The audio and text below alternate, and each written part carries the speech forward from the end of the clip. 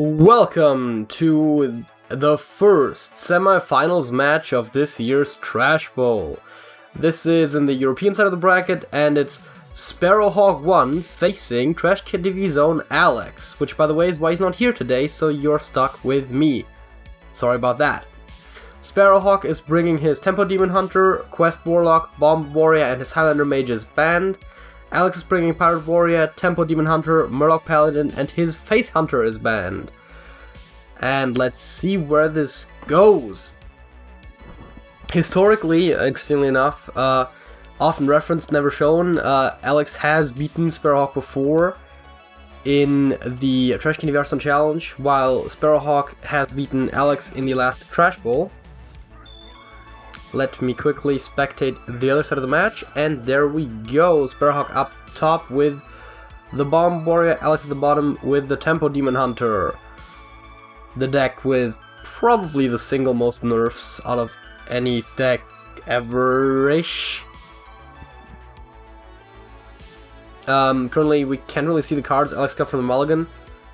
We'll have to see if that is a temporary glitch. It seems to be that way. And let's see where this goes. Alex starting off, Orc Merchant an option, but Hero Power is also possible. Twin Slice seems a bit wasteful at this moment. Orc Merchant is awkward because you really like the effect, especially with the Brawler on hand, so he decides to just go with the Hero Power. Very sensible choice here. I wouldn't be surprised if we just saw Sky Raider from Sparrowhawk. This is not the most complicated part of this match, of course. Now Alex will likely play the Boneshore Brawler, which is really good with the Orc Merchant, and even better considering the trade he has over there. He could potentially just turn it into a 6-attack minion, though then it would have 1 health, but Divine Shield, so you know. There's a lot of options here. Corsair Cash, drawn for Sparrowhawk, very important card. Potentially a play here. Armor Smith doesn't seem great in the situation, and he does in fact play it.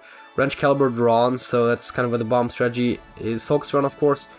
Now, Orc Merchant and Umberwing is a possible and arguably likely play for Alex. Can push a couple of points of damage to the face. It is possible to hit the Brawler in first, but I think he's just going to go for the 4 damage from putting the Orc Merchant on the Brawler and just hitting him in the face right away. Though it is not entirely uninteresting to consider hitting into the Pirate and then just getting yourself a 6-1 Divine Shield. Decides to go with the safer option and still more immediate damage. Wrench Caliber possible with a coin. Also, however, possible is the Evil Quartermaster, which we are very likely to see here. Yeah, that's the one. And depending on the lackey, there might have been an argument if it was a Kobold lackey or Goblin lackey to coin it out. It's not what it was, so I don't think we'll see the coin this turn. Actually, yeah, coin for Shield Slam. Never mind. Shield Slamming the Boneshore Brawler, getting the big threat of the board. The Warrior arguably being the slower deck here, but also still has a lot of aggressive potential. Satyr Overseer is a good draw. Yeah, that's, I can't see why this wouldn't be the play. And then you can... Oh, he's gonna use Twin Slice to kill the Quartermaster. I would have said maybe Hero Power and run one of the Fellwings in. Decides to just keep as much of the board as he can, which is arguably very sensible. You don't necessarily mind quote-unquote wasting the Twin Slice, because now that it is a 1 mana 2 damage rather than the previous 0 mana 1 attack, you can really just use it whenever. Blade Storm is not entirely uninteresting, but it doesn't really clear the board, of course. So Wrench Caliber will come down. Post nerf, very important to note. The Corsair Cash now only gives +1 durability, but as we can see here, it doesn't make a difference in this case. First bomb shuffled for Sparrowhawk, and that Skull of Gul'dan is potentially very awkward. Not to mention that it's of course not outcastable right now, but also just the idea of potentially drawing a bomb, taking some damage, and then the card that's drawn as a replacement wouldn't even be reduced. But Alex is just very aggressively pushing damage right now, and I think this would be a very good Blade Storm turn. Potentially, if you want, you could play the Armor Smith for 1 extra armor first, but again, that's just exactly 1 point of armor, it's not a lot. It looks like he might be considering it though. I think we'll see the Blade Storm because it's just killing so many things, even if it is just 1 health. So yeah, back up to 10. Potentially hitting the weapon into the minion. And again, as long as he's trading into minions, by the way, the buff does not really affect, the nerf does not really affect him. So now he's at 8. Alex has the Glyphon Adept and the weapon. So he's 2 off lethal here. But I think we're going to see him play it, especially because that way he has the Skull of Gul'dan next turn on the left side of his hand as an outcast possibility. If he doesn't draw too many bombs with it, or optimally none at all, that could still be very good for him. We'll see what he does here. He does exactly what I said. The question is, does he use a Glyphon on face or does he use it on the Armorsmith? It seems he's going for the Armorsmith. Understandable. Because, of course, the problem with the Armorsmith is it could potentially give him a lot of armor. Not to mention that also the Battle Rage is a little bit better, but I think you almost have to go for... What is your best out here? I think it is the Dragon, right? It could have Taunt. Is there a Dragon for 5 less mana that has Taunt? Evasive Worm came to mind, but as a way to kill the Glaive Bomb, but he doesn't have the mana to play it. So now what? Hero Power is definitely sensible, but again, he's very low, so optimally he would be able to take out the minion, or... Well, Ankar is interesting, but again, not very great given the situation. I think you have to Hero Power here, because... I mean, you definitely have to Hero Power here, because he's at 7, and Alex has 6 attack on the board, plus 1 for the Hero Power. I think we're just gonna see the Skull, depending on what he draws. Never mind, Kane is lethal. And Golden Kane too, Jesus Christ, Alex is Hearthstone rich. So Alex going up 1-0, arguably the underdog in this matchup, and yet he is off to a strong start. Sparrowhawk coming back from behind now. Sparrowhawk, of course, having the choice between all of his decks. Alex now only being able to play the remaining Pirate Warrior and Murloc Paladin. We're gonna see which deck he plays. I wouldn't be surprised if he played the Warrior first, since I know that that is a deck that he's played a lot and he's very confident with, and giving himself the most possible shots with the Paladin, assuming that he wins fast with the Warrior. I don't know which of the two is on average better against Sparrow's lineup, though again, I would intuitively put that edge on the Warrior, which is again another reason why maybe you'd want to give the Paladin as many games as possible. That being said, it's his choice to make. If you're Sparrow, the question is, do you go back to the Bomb Warrior? Do you maybe go to the Warlock? Tempo Demon Hunter is possible, but then it's just an aggro and aggro matchup very specifically. Goes back to the Warrior, and Alex bringing out his Warrior as I predicted. Corsair Cash is not entirely interesting on starting hand. Gnarg is a huge card to get, and you see him instantly. Keep the Gnarg and the Corsair Cash. Arcanite Reaper is also on hand. Not immediately that useful, but nice to know that he has it. And now we are going to see the start for Sparrow. He has Zephrys on the starting hand, which is interesting. Gnarg comes down. No surprise there. If he draws a Parachute Brigand, there's a potential for a really interesting couple of turns coming up.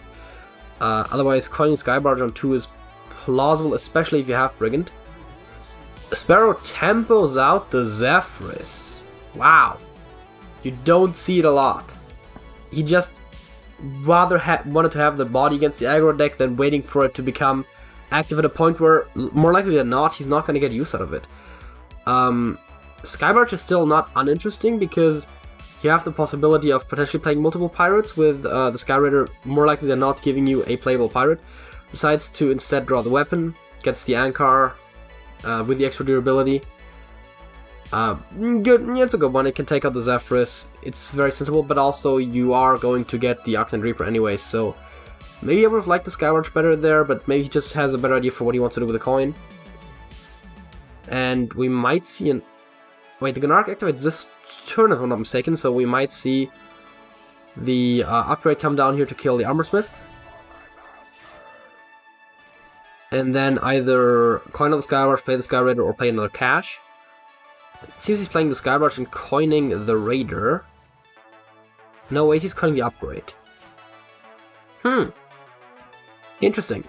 I mean, I like the play overall. Upgrade is, as I said, the Skyrider is very good if you have multiple pirates, and Skyrider inherently kind of has 2 pirates, and you're damn near guaranteed to actually get a pirate as well. Sparrow now drawn the Wrench Caliber, very essential in his deck, obviously. Plays it as well, can now kill the Skybarge if he likes, and I think that is the better play here. He can kill the Gnark, but as the less aggressive deck, you're much more happy taking the significantly higher value trade there, even if it does mean sacrificing your minion. And Alex now, he could play another Gnark. That's not even the most uninteresting choice, because by the time it triggers, he would have just about used up the current Fiery War Axe. Other options include the South Sea Captain, which is not particularly optimal right now. Corsair Cash, which, you know, he has a lot of weapons on his hand already, it's not going to do anything for him. I think Captain is the best choice if you don't want to play the other Gnark. That being said, I think the other Gnark is perfectly valid. Hero Power, so I think we're going to see Gnark. We're not going to see the Gnark. Interesting. So I guess he's planning to play the Ankar next turn, so he doesn't want to play the Gnark to overwrite the Ankar later on. Blades are impossible to clear the board, not really much, no better options here, so Sparrow just does that. I guess he's gonna Hero Power and maybe even attack in the face, just shuffle an extra bomb in the deck. Maybe he's gonna keep it to trade into minions, he does the latter. And South Sea Captain plus deckhand is not uninteresting as a play. You can deal 3 points of damage immediately, plus the 4 from the weapon, and you could still play the Gnark if you like. Though again, the timing with the Anchor is a bit awkward, so Alex chooses not to. Skipper doesn't do much with what Sparrow has on his hand. His hand, by the way, I haven't called out yet, is kind of awkward. Brawl is not going to do much. You could Hero Power Shield Slam the South Sea. You could also hit your face into the... Oh wait, they're both South Seas. This, the South Sea deckhand, of course. Could also hit your face into the Captain. And then, yeah, he has the board cleared. He is getting a bit low on health, but also he's shuffling a lot of bombs. And he has a lot of removal on his hand. It seems that Alex is intending to go for the Reaper here, and with a Greenskin drawn, that becomes even more appealing. Because that way, you actually get the 5 now, and then 12 over the next 2 turns, which is coincidentally Sparrow's health. Now, of course, he does have ways to gain armor, like Shield Block and Zero Power. But Alex also has ways to deal damage, so that is going to be a very intriguing part. We do see Kronks drawn. And that is going to be interesting as well. I think we're just going to see Greenskin here, maybe Hero Power, maybe Corsair Cash for more weapons. I was about to say, I don't see the reason to play Hero Power here specifically, so just picks up the weapon. Lifeguard Lance has the potential to also discover him some more damage, or just value. I think Boom is just the perfect play for Sparrow right now. He has 2 or 3 bombs shuffled. I'm not alright, he only has 2 bombs shuffled, I think, but still, it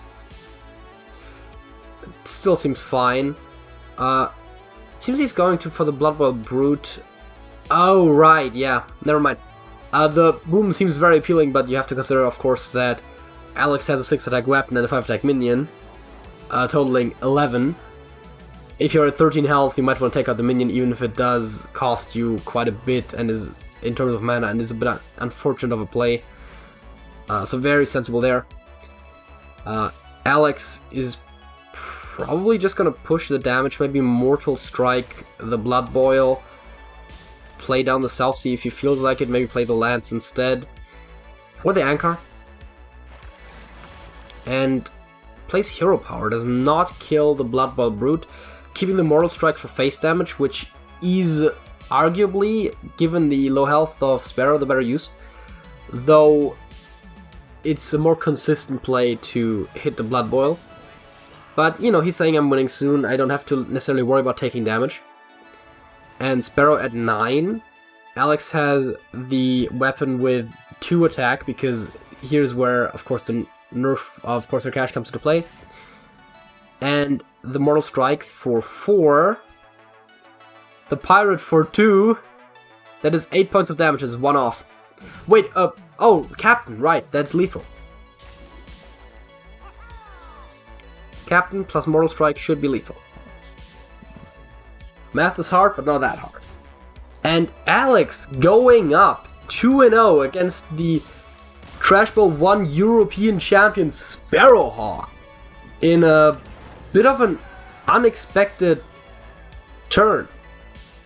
Small technical difficulty here. We are reconnecting to the match in a second. Alex is playing his Murloc Paladin in the last match. Sparrow is bringing a deck of his choice. We're gonna be loaded in the match momentarily. And there we see it, Paladin versus Demon Hunter. Didn't miss anything, it appears. Sorry about that. And we should hopefully... Hello? Arson? Hopefully we should any second now be able to see Sparrow's hand, and there we go. Alex played the Tide Hunter on 1, Fish Flinger or Murger, both very valid turn 2 plays. I think you'd rather not give your opponent unnecessary answers, so I personally prefer playing Murger on 2, though I have seen people play the Fish Flinger for the better stats. Also, I think you just want to shuffle the Prime early into your deck. Again, Alex up to nothing, so this is interesting. He could win in this very match. Plays the Murger, and it's the opponent for 2. Immolation Aura could kill the entire board, so that is worth considering. So yeah, the tempo-ish Demon Hunter built in a bit more of a controlling fashion for Sparrowhawk. It's a bit of an unusual build, but I think it's very cool to see. I'm not sure if tempo is exactly the right classification, but you know, we'll see how it plays in practice. Fishflinger seems now very good. Maybe he gets a 1-drop to play immediately or not. Sir Finley seems really good, but in practice it's usually just a 2-mana 2/3 Murloc. You're probably just going to play it for tempo.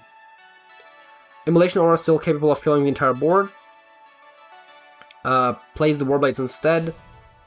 And this is a very controlling kind of Demon Hunter. He's playing it very slowly, he's keeping up his removal. And what, by the way, is... Oh yeah, right, he got a Scargill off of the Fishflinger, yeah. I didn't pay attention at the time it happened, but yeah, we'll probably just see the Finley and the... Oh, right, Blessing is fair enough. There's an argument to be made to build your board, but with the Divine Shield, I think it makes a lot of sense to also go for the Blessing here.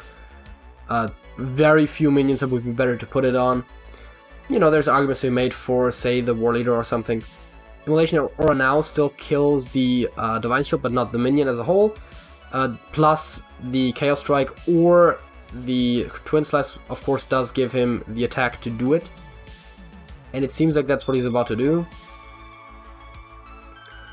And then we're probably just going to see a bunch of Murlocs come down next turn. Maybe even a Beast. Likely a Beast, depending on what he draws. But yeah, Sparrow at 14, that's not where you want to be at. Against a potentially very aggressive deck, though not a lot of aggression coming from the hand. Mermy, maybe Finley in hand, maybe just hand on the Mermy actually. And then seeing what he draws and then still plays the Finley anyways. You're rarely going to get to a point where you can actually get the Battlecry off as the Murloc player, so it's not really worth waiting for. Though if you do somehow end up getting to the late game and getting it in the late game, you'll probably want to pick Hunter. That being said, or even Demon Hunter. That being said, Sparrow looking at a huge hand of not that much. There is an I-Beam there. There's a Moark there. Together he can heal 6 and still kill something. Likely the Mermy, though there is an argument to be made for killing the Finley because wide boards, of course, is what the Murloc player generally wants. Then again, he's not going to deal 20 damage right out of nowhere. And that's a significantly better health total to be at for Sparrow. And he's going to... Oh, he's going to use the hero power to kill off the Mermy. That makes sense. That way, it's definitely the right choice to attack that. 2 Hogsteeds would be an interesting way to take out the Mork, especially considering that that gives Alex a lot more Murlocs for if he draws a War Leader or something along those lines. Could still hero power afterwards. True Serve is a possibility as well. But it seems he's going for the double Hogsteeds. And you making full effect of that rush, which sometimes you just don't get it, but oftentimes you do. And getting instantly a whiteboard of Murlocs is, of course, very good for him. Again, War Leader is pushing a lot of damage right now. Ooh, Skull of Gul'dan top decked for Sparrowhawk, with the Warglaives on the other side of the hand also being a very tempting play, and, you know, perfectly clearing off the board, but also, like, what could the Skull give him? I-Beam for 0, Zephyrus for 0, and the Silence. The Silence is not that good, but I think it's very sensible, just I-Beam the Finley right away. Get it out of here, make the War Leader turn less impactful, heal a little bit. Zephyrus right now for stats, I don't know, it's possible. And second time in this matchup that we see Sparrow play the Zephyrus for no effect. Tidecaller is an interesting card, but right now what Alex would really like to see probably is card draw. That being said, you could still play it. It's not like he's gonna really get a better situation later in the game where he could play it. And then it seems that he's just hitting everything into the face, which means that the Zephyrus more likely than not will hit into the Tide Column next turn. Warglaives still there. Oh, still a very interesting play, because you can clear off most of the board, you know, reduce the value of potential War Leaders and the like, and just instantly get rid of all the Murlocs and even one of the recruits. It seems that is what he's going for here. I don't see anything on his hand that seems significantly more tempting. Oh, but he's gonna play the Warglaives from the left side of the hand, very important here, because he has the Spectral Sight there, which just now has effectively turned into an Arc Intellect, but for 2 mana still. It's gonna kill off, presumably, the entire board, hitting his face into everything except for one of them, and then hitting Zephyrus in there. But that is gonna bring him pretty low, too. It's always worth looking at the health. Now, the Murloc Paladin, as opposed to the Pirate Warrior before, and even the Tempo Demon Hunter, doesn't have a lot of damage that can just come straight from the hand. Generally, in terms of damage, you're looking at actually playing minions, letting them stick around for a turn, and then dealing damage with them. And of course, Sparrow's deck can deal with that sort of playstyle relatively well. So Alex can push 4 with a True Silver, another 2 with a Consec, probably not right now, but at some point if he likes. But that isn't really that much. So Sparrow's sitting at 5 health, but he also has a lot of potential options to find here. Stuff that's going to help him. Spectral Sight seems good. He might still want to play one of the attack buffs to also take out another minion, if he doesn't find another way to do it. Volpira Scoundrel drawn, and another Spectral Sight. That is important. If he plays the Volpira, he's not going to be able to outcast the Spectral Sight this turn as well. So if he wants to play it, he should play it first. But the Volpira is more likely to maybe give him something great here. Oh, McFerrin. And he has had Warblades equipped before, so he can play the Horde Pillager to get those back. And that way he can heal a little bit while trading into the minions. Could trade Zephyrus into the 2-1 and the Warblade, the Warblades into the 1-1. Go back to 6 health, and only having a single Silverhand recruit on the board for Alex. So I think he's going to attack with it. Yeah, there you go.